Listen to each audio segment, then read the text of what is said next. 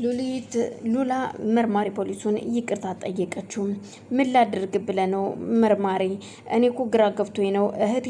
ቆይ ወደዚህ ቤትህ እኮ ይዛት የመጣኸው አንተ ነህ በማለት ስጠይቀው ይሄ ቤት የኔ ቤት አይደለም፣ ተሳስተሻል፣ የእህቴ ቤት ነው።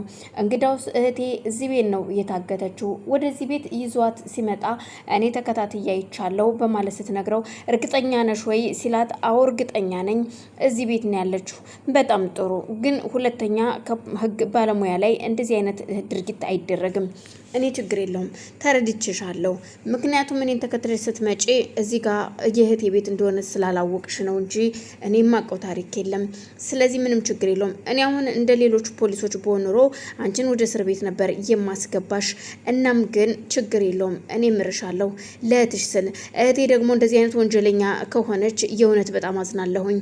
እህቴን በዚህ መልኩ አልጠበኳትም ነበረ በማለት ለእህቱ ይደውልና ያደረግሽውን ስራ አውቄያለሁ፣ ሰምቻለሁ፣ በጣም አዝናለሁ ብሎ ነበር ስልኩን ይዘጋባት። እህቱም ወደ መኝታ ቤት ትገባና ቤዛ ወዳለችበት፣ ቤዛ ብቻዋን ፊቷን ሁሉ ተሸፍና ነበረ። እባካችሁ የሰው ያለ ድረሱልኝ፣ እባካችሁ ከዚህ ቤት አስወጡኝ በማለት እየጮኸች ነበር። እናም ያው ያፍሽ አጋቹም ወደ መኝታ ቤት ይሄድና ወይዘሮ ቤዛ አትለፍልፊ፣ አትጮሂ፣ በጣም ትጮሂያለሽ፣ ዝም ብትይ ምን ይልሻል በማለት የሸፈነውን ፊቷን ይገልጻታል። እዩልሽ ይሄ ሁሉ ስቃይ አታይም ነበረ፣ ገንዘቡ የት እንዳለ ተናገሪ ብዬሻለሁ። ምክንያቱም እኔ ገንዘቡን ነው የምፈልገው፣ ከአንቺ ሌላ ምንም አይነት ጉዳይ የለኝም። ስለዚህ ገንዘቡን መልሽልኝና እኔም ልልቀቅሽ፣ አይ ካልሽ ደግሞ አትጮሂ በማለት ያስጠነቅቃታል። የምን ገንዘብ ነው የምትለኝ? ገንዘብ አትበለኝ፣ እባክህን ልቀቀኝ፣ ፍታኝና ከዚህ ቤት ልሂድ፣ አስወጣኝ በማለት ማጸነው ጀመር። በፍጹም ትቀልጃለሽ አይደል? አንቺ በጣም ቀልደኛ ነሽ። እኔ የማውራሽ ቀልድ ይመስልሻል እንዴ? አውቃለሁ ገንዘቡን ለታመመ ቤተሰብ ልታሳክሙበት እንደሆነ ሰምቻለሁ። ግን ደግሞ ችግር የለውም፣ ለእናንተ የሚሆን ገንዘብ የሆነ ንብረቴንም ቢሆን ሽጬ እሰጣችኋለሁኝ እባክህን ስትል ትማጸኗለች። ይኸውልሽ አንድ ነገር ልንገርሽ፣ ገንዘቡን ያለበትን አውቃለሁ ስላልሽ ነው ዝም ያልኩት። አይ ካልሽ ግን ሱራፌልን እንደማስገድለው እንዳትጠራጠሪ ይላታል። ሱራፌል ላይ ምንም እንድታደርግ አልፈልግም። ባሌን ምንም እንዳታደርገው። ገንዘቡን ቤቴንም ሆቴሌንም እንደነገርኩ ላውንደሪ ቤቱንም ሽጭ ቢሆን እከፍልሃለሁኝ፣ እሰጣችኋለሁ ገንዘቡን። ግን እባክህን ፍታኝ፣ እባክህ ልቀቀኝ በማለት ብትማጸነውም እሱ ግን በፍጹም ገንዘቡ እጄ ላይ ካልገባ በስተቀር በፍጹም አለቅሽም ይላታል። እሷም ግራ ተጋብታ ታዲያ እኔ ምን ማድረግ አለብኝ?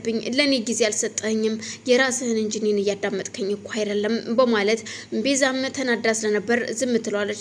ሱራፌል ግራ ተጋብቶ ስለነበር ለሳሚ ይደውልለታል። ሳሚ ኩቻን ተከታትሎ ወዳለችበት ቤት እየሄደ ነበር። ኩቻ 40 ሚሊዮን ብሩን ስትሰርቅ ብቻዋን አልነበረም። ከሮቤል ጋር ተመካክራና ተነጋግራ ያንን ሁሉ ስታደርግ ደግሞ ቆይ ለምንድን ነው ይህ ሁሉ የተደረገው? እንዴት እንዲህ ልታደርግ ይቻልሽ? በማለት መጀመሪያ ስትጠየቅ እኔ አልሰረኩም ብላ ነበር የካደችው። ግን ደግሞ ከሮቤል ጋር ሁና ነገሩን ስታደርግ ቆይ ይሄ ነገር እንዴት ሊሳካልሽ ቻልሽ? ሮቤልን እስር ቤት ሄዳ ነበር እየጠየቀችው። እናም ሮቤልን ስትጠይቀው ይሄ ነገር ይሆናል ብለሽ ታስቢያለሽ ወይ ይላታል። ሮቤል አንተ ጎበዝና ጠንካራ ሰው ነህ፣ ደግሞ እንደዚህ አይነት ነገር ደግሞ ይሆንልሃል፣ ይሳካልሃል። ስለዚህ ይሆናል፣ እኔን እመነኝ።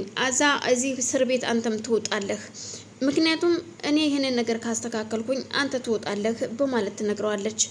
እባክህን እንደዚህ አትበይ፣ ግን እርግጠኛ ነሽ ወይ ሲል ይጠይቃታል። አዎ እርግጠኛ ነኝ፣ ምንም ችግር የለውም። እናም ቅንጅርትን እንዳናገረችውና ከቅንጅርት ጋር አብራ እንደምትሰራ ትነግረዋለች። እናም ሮቤልም ቅንጅርት ግን እንዴት ከኔ ጋር እንደሆነ እያወቀ እሺ ሊልሽ ይችላል? ምክንያቱም ቅንጅርት እኮ ከኔ ጋር ጥላት ነው በማለት ሲነግራት ግዴለም እሱም ይፈልገዋል። ምክንያቱም ፍቅረኛውን ማሳከም ስለሚፈልግ ነው። እናም በተሳካ ሁኔታ ገንዘቡን ወስደናል። ግን እኮ ዛሬ የእስረኛ መጠየቂያ ቀን አይደለም፣ እንዴት መጣሽ ሲላት ገንዘብ ካለ ስትለው በሰማይ መንገድ አለ እንደሚባለው በማለት እሱም ሲመልስላት አዎ እንደዛ ነገር፣ አንተም በቅርቡ ትወጣለህ ከዚህ እስር ቤት። የእውነቴን ነው የምልሽ ሉሲ፣ በጣም ነው የማደንቅሽ። በጣም ጥሩ በርቺ። እና አሁን ግን የማርፍበት ቤት እየፈለኩ ነው፣ ገና አላወቅኩኝ አልነገሩኝም ወዴት እንደሚሄድ። ለማንኛውም እኔ ከማከራያቸው ከአንዱ ቤት ትሆኝና ከዛ ጠባቂዎችም ስላሉ እነሱ ይጠብቁሻል ይላታል። በጣም አመሰግናለሁ እንደዛ ከሆነ ስለዚህ እኔም ሰዓቴ ስለደረሰ አሁን ልሂድ፣ አንቺም ሂጂ እኔ አመቻችልሻለሁ ይላትና ሮቤልም ወደዛው ወደ ውስጡ ይገባል። እሷም ተመልሳ ትመጣና የተባለችው ቤት ትሄዳለች። በዛን ሰዓት እየተከታተላት ስለነበረ ሳሚ ቀጥ ብሎ ተከትሏት ከኋላ ወደ ቤት ይገባል። ሲዘልቅ እያየውን ማመን ያቅቷል። ቆይ አቶ ሳሚ አንኳኩተህ እንኳን መግባት አትችልም እንዴ? ዝም ብለ ዘው ብለ የምትገባው በማለት ስትለክፈው ቆይ ይሄ ማን ነው ቤት? ምን እያደረግሽ ነው?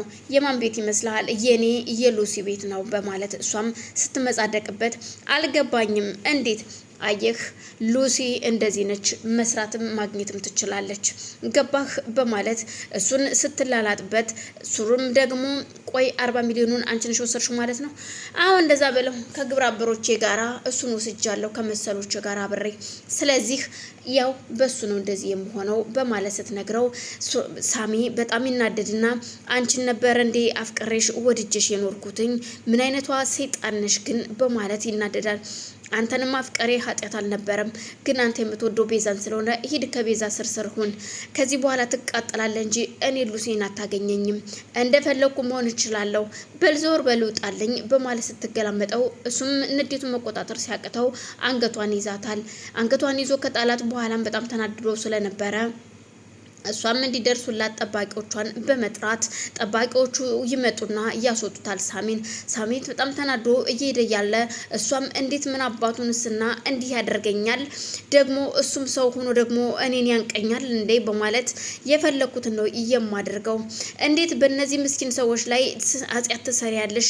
በእነሱ ላይ ክደት ቢላትም እሷ ግን እየሰማችው ራሷን ነበረ። ክህደቱ እናንተ እንጂ እኔ አይደለም የጀመርኩትኝ ስትለው በጣም ባለጌነሽ ብሏት ነበረ። አለቅሽም ግን ሉሲ ዛሬ ብተውሽም ነገ አለቅሽም እያለ እየዛተባን ነበር ጥሏት ሄደው። እጅግ ተናዶ ስለነበረ እሱም ከዛም ቅንጅርቴ ወደ ቤቷ ይመጣል።